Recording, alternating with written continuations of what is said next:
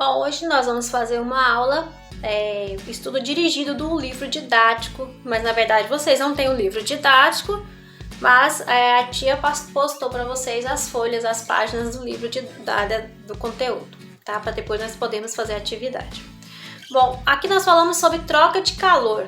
Então, o que vem ser troca de calor? Bom, as trocas de calor entre corpos respeitam a conservação de energia. Durante a mudança de estado físico, a temperatura de uma substância não se altera.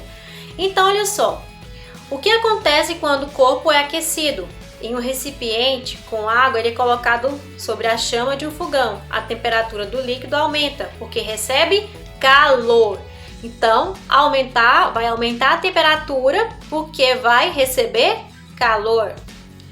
Bom, aí tá assim, chama-se calor a energia térmica transferida em razão da diferença de temperatura. Logo, calor é a energia térmica em movimento. Então, calor é energia térmica em movimento, passando de um corpo para outro.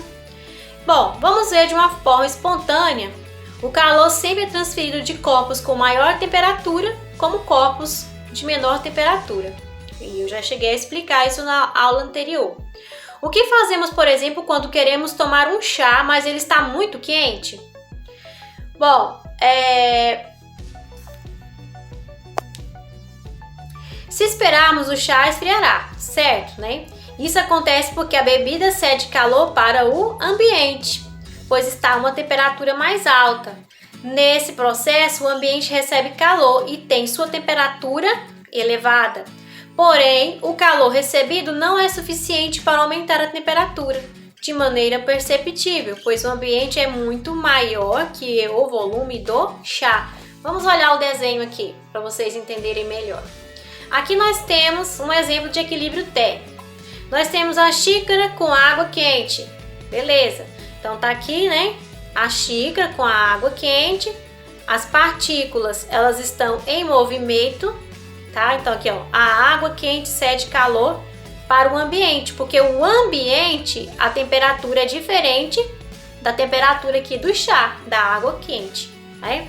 Depois de algum tempo, a xícara com a água, a temperatura, né, vai ficar ambiente, ou seja, ela vai esfriar. Por quê? Porque ela vai ficar com a mesma temperatura do ambiente. Bom, mas se estivermos com pressa, podemos acelerar, tá? Esse processo. Deixa eu virar aqui um pouquinho. Se estivermos com pressa, podemos acelerar esse resfriamento. O que nós podemos colocar? Colocando a xícara de chá em uma vasilha com água gelada. Vocês já viram fazer esse processo, né? Nós queremos tomar algo mais frio, a gente coloca lá dentro. Às vezes a gente quer tomar um mingau, a gente coloca o prato dentro, né, com o mingau quente dentro de uma vasilha, né, para esfriar. Ao entrar em contato com a substância, a temperatura muito mais baixa, a transferência de calor será maior. À medida que recebe calor do chá, a água gelada da vasilha aumenta a sua temperatura. É importante ressaltar que, embora estejam relacionados, temperatura e calor não são sinônimos, ou seja, não é a mesma coisa. Temperatura é a medida da energia cinética média das partículas de um objeto ou um sistema, ao passo que calor é o fluxo ou passagem dessa energia de um corpo para outro. Então, olha isso aqui, ó, muito importante. Tá? Então, olha só, temperatura e calor não são sinônimos. Temperatura é a medida da energia cinética média das partículas de um objeto ou um sistema. E o calor é o fluxo ou passagem dessa energia de um corpo para outro. Aí na quantidade de calor. Bom, calor é uma forma de energia térmica. Bom, essa energia, pessoal, é medido em joule, tá? Representado em J, tá? Joule representado por J.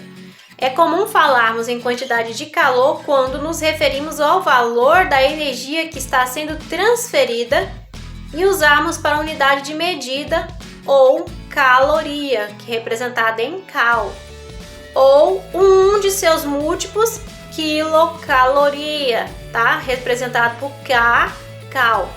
Uma caloria equivale a 4,186 joules e uma quilocaloria corresponde a 1000 calorias. A caloria é muito utilizada no dia a dia para expressar o valor energético dos alimentos. Lembra lá quando nós falamos, tal alimento tem quantas calorias, tem quantas quilocalorias, né?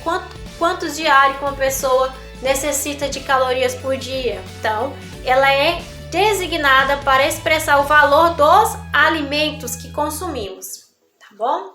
Ou não consumimos. A seguir, vamos analisar mais detalhadamente duas consequências da troca de calor, que é o calor